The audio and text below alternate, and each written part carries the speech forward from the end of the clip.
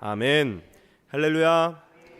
오늘 이 새벽도 하나님께 예배드림을 사모함으로 주의 전으로 나오신 우리 모든 성도님들, 또한 영상으로 함께 예배드리시는 모든 성도님들에게 하나님의 크신 은혜와 평강이 충만히 넘쳐나게 되시기를 먼저 주의 이름으로 간절히 축원합니다.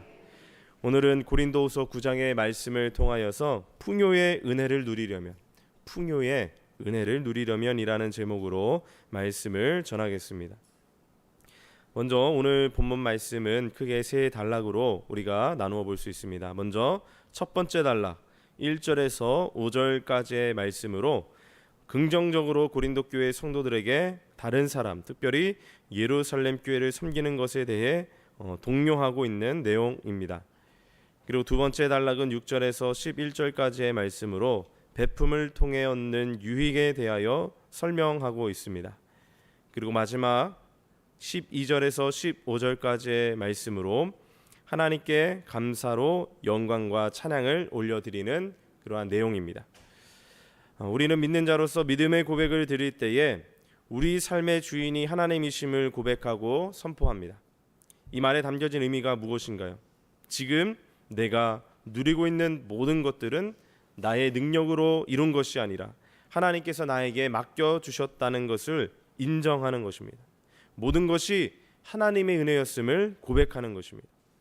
그래서 믿는 자로 살아가는 우리가 절대로 잊지 말아야 할 마음이 있다면 바로 청지기의 마음입니다.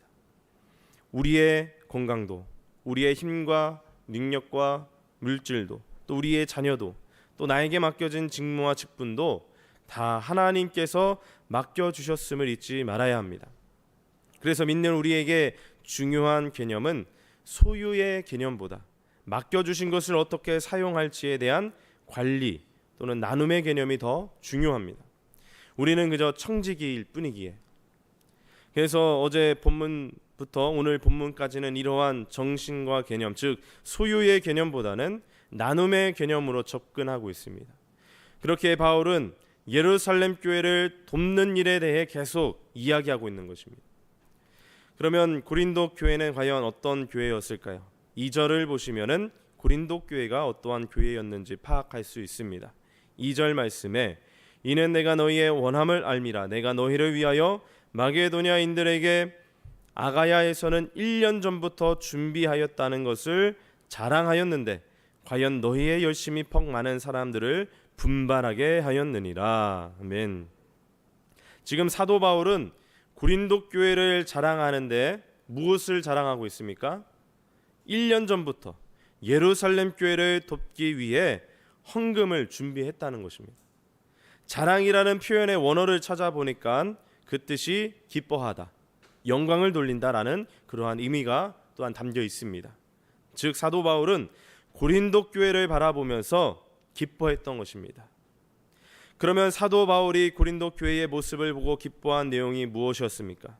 바로 그들의 헌신을 통하여서 하나님의 교회가 든든히 세워지고 이 일을 통하여 하나님이 영광 받으시고 더불어서 이 헌신을 통하여 하나님께서 고린도 교회 성도들에게 부어주실 풍요의 은혜를 생각하면서 기뻐했던 것입니다. 또 오늘 본문 2절 후반절 보시면 바울은 이렇게 말합니다. 너희의 열심이 퍽 많은 사람들을 분발하게 하였느니라. 고린도 교회가 이 일에 얼마나 열심을 내었는지를 보여주는 대목입니다. 이 부분을 원어로 찾아보면 시기한다라는 의미까지도 포함되어 있습니다. 즉 이러한 열심이 다른 사람들을 자극해서 이 일에 동참하게 하는 선한 영향력을 끼쳤다는 것입니다. 나누고 선한 영향력을 끼치는 청지기적 모습의 그러한 고린도 교회였던 것입니다. 그런데 3절에 와서 어떻게 말씀이 시작됩니까? 그런데로 시작됩니다. 우리가 평소 듣는 말 중에 가장 불안한 단어 중에 하나가 바로 그런데 아니겠습니까? 너는 다 좋아. 그런데 수고했어. 그런데를 들으면 벌써부터 우리의 마음이 조금은 방어적으로 바뀌게 됩니다. 불안해집니다. 또 무슨 말을 하려나? 그렇게 선한 청지기적 교회의 모습이었던 고린도 교회를 설명하다가 그런데 어떠하다고 나옵니까? 그렇게 열정을 가지고 힘차게 헌금을 준비했던 그러한 모습이 없어진 것입니다. 다른 사람들이 시기심을 느낄 정도로 열심을 내며 영향력을 끼쳤던 고린도 교회였는데, 그런데 그들이 결단한 지 1년이 넘도록 그들은 그 일들을 마무리하지 않고 있던 것입니다.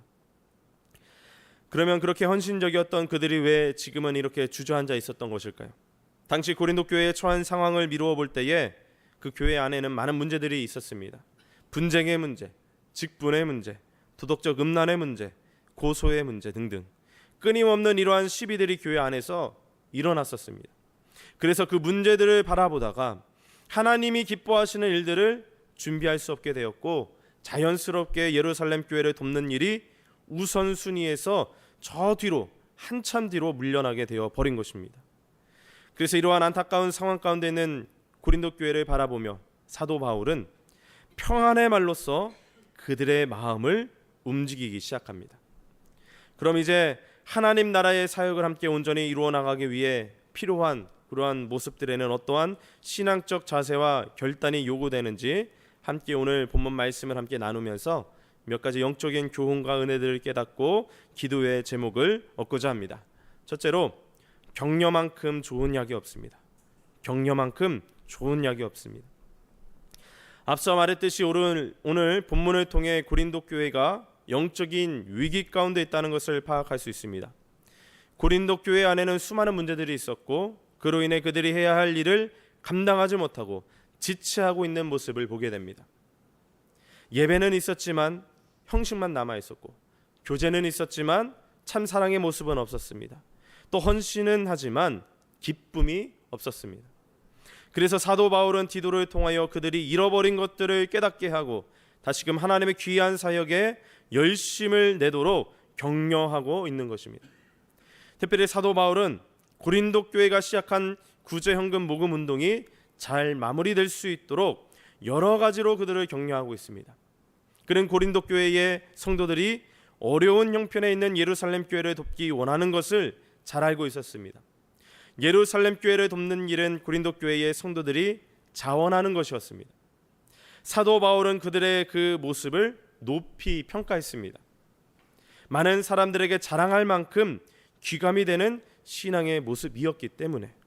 그런데 1년 전에 그 다짐이 아직 이루어지지 않고 있는 모습을 보면서 바울은 오늘 결단을 요청하고 있는 것입니다. 그런데 오늘 본문의 그 분위기를 보면 마치 사도 바울이 고린도 교회 교인들에게 억지로 헌금을 요구하는 것처럼 보이기도 하지만 전혀 그런 것이 아닙니다. 여러분, 프로 운동 선수들을 생각해 보시기 바랍니다. 그들은 일반인들보다 운동을 더 뛰어나게 잘하지만 그 프로 선수에게는 반드시 코치가 필요합니다. 누구보다 잘하지만. 즉 바울은 고린도 교회의 좋은 영적 코치가 되고자 했던 것입니다. 그래서 바울은 고린도 교회 성도들이 더 성숙하여 하나님의 기쁨이 되는 교회가 되기를 원했기에 그들을 향해 이렇게 이야기한 것입니다. 사실 마게도니아 지방의 교회들보다 더 자발적으로 예루살렘 교회를 돕기로 한 것이 바로 고린도 교회이다. 너희들이다. 이처럼 너희들은 특별하고 자랑이 되는 교회다. 그리고 마게도니아 교회가 예루살렘 교회를 위해 헌금할 수 있었던 이유도 바로 고린도 교회의 자극을 받았기 때문이다. 그러면서 사도 바울은 마게도니아 사람들과 함께 고린도 교회를 방문하게 될 것인데, 너희들이 계속해서 큰 자랑거리가 될 수 있도록, 분발할 수 있도록 너희들을 도울 수 있는 사람들을 보내겠다고 말합니다. 아픈 고린도 교회에 약이 필요한데 가장 좋은 약은 이러한 격려였던 것입니다. 격려. 이와 같이 바울은 매우 긍정의 사람, 만나면 힘이 되어주는 아주 좋은 코치가 되었습니다. 바울은 고린도 교회 성도들을 향해 너희들이 잘 못하고 있으니 사람을 보낸다고 하지 않았습니다. 처음에는 열심히 했다가 지금은 잘 못한다고 책망하지도 않았습니다. 오히려 잘하고 있다, 너희가 참 자랑스럽다, 더 잘할 수 있을 것이다, 계속해서 자랑스러운 교회가 될 수 있도록 내가 반드시 돕겠다, 이렇게 격려한 것입니다. 그렇습니다. 긍정의 동료, 긍정의 격려는 사람이나 공동체를 더욱 건강하게 만드는 줄로 믿습니다. 바울은 말만 한 것이 아니라 진심으로 고린도 교회를 신뢰했습니다. 그리고 계속해서 고린도 교회에 대한 자랑을 아끼지 않았습니다. 이처럼 믿어주고 신뢰해주며 칭찬과 격려하는 가운데 고린도 교회는 진짜로 그렇게 좋은 교회로 성장해 가게 됩니다. 그러므로 오늘 우리들도 우리 주변에 있는 사람들에게 긍정의 말로 격려하고 그들을 자랑해주고 또 힘과 용기를 복돋아 주어서 세상에서 귀한 존재로 서도록 하나님께 복된 존재로 성숙해져 가도록 서로 함께 도우는 그러한 저와 여러분 모두가 되시기를 먼저 주의 이름으로 간절히 축원합니다. 두 번째로 하나님의 일은 즐겨해야 합니다. 하나님의 일은 즐겨해야 합니다. 오늘 본문 7절 말씀입니다. 각각 그 마음에 정한 대로 할 것이요 인색함으로나 억지로 하지 말지니 하나님은 즐겨내는 자를 사랑하시느니라. 아멘. 여기에는 세 가지의 마음 자세가 나오고 있습니다. 인색함, 그리고 억지, 그리고 즐겨함. 이 즐겨함을 빼고는 부정적인 마음의 자세인데 하지 않는 것보다 더 비참한 것이 바로 인색함이나 억지로 하는 것입니다. 하나님께서는 우리가 다른 사람을 섬기거나 내가 가지고 있는 것을 나눌 때에 인색함이나 억지로 하는 것이 아니라 즐거운 마음으로 하기를 원하십니다. 그러면 왜 우리는 인색함이나 억지로 하게 될 때가 있는 것일까요? 그 이유는 나의 것을 준다고 생각하기 때문입니다. 나의 것을. 오늘 제가 서론에서 말씀드렸듯이 우리는 청지기적 삶을 살아야 하는 존재입니다. 사실 내가 가지고 있는 것, 내가 누리고 있는 것들은 다 내 것이 아닙니다. 하나님께서 잠시 나에게 맡기신 것들입니다.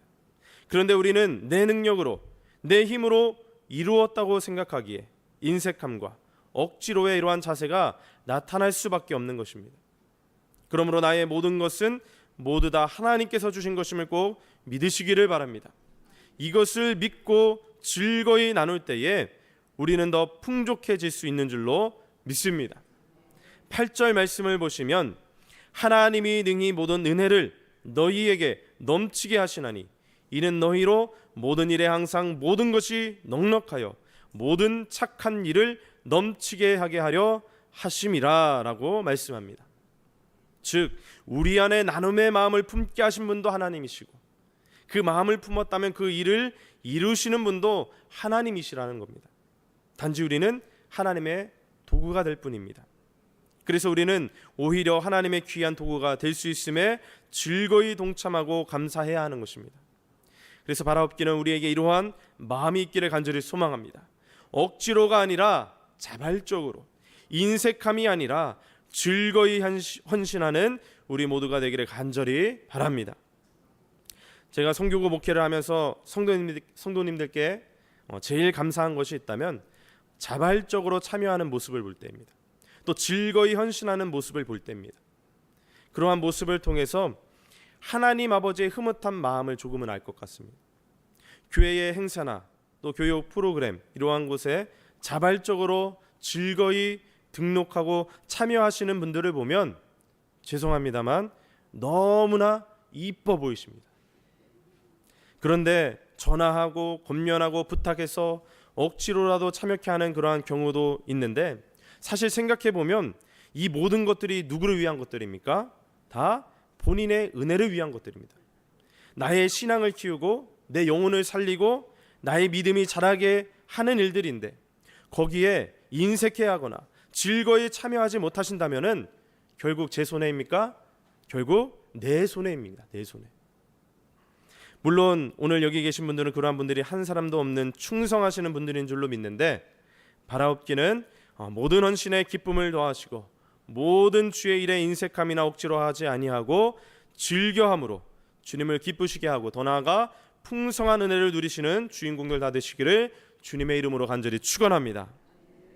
마지막 세 번째로 감사만이 풍요의 은혜를 불러옵니다.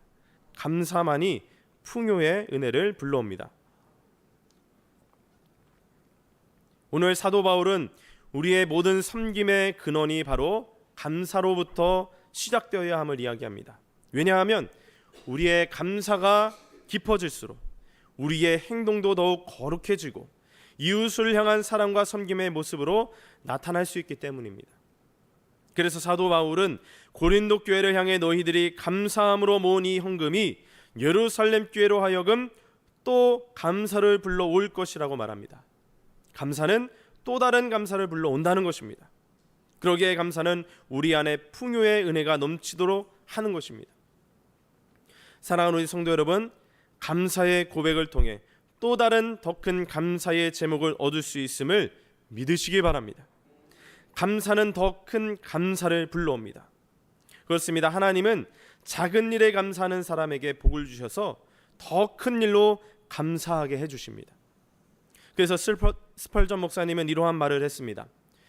별빛을 보고 감사하는 사람에게는 달빛을 주시고, 달빛을 보고 감사하는 사람에게는 햇빛을 주시며, 햇빛을 보고 감사하는 사람에게는 해와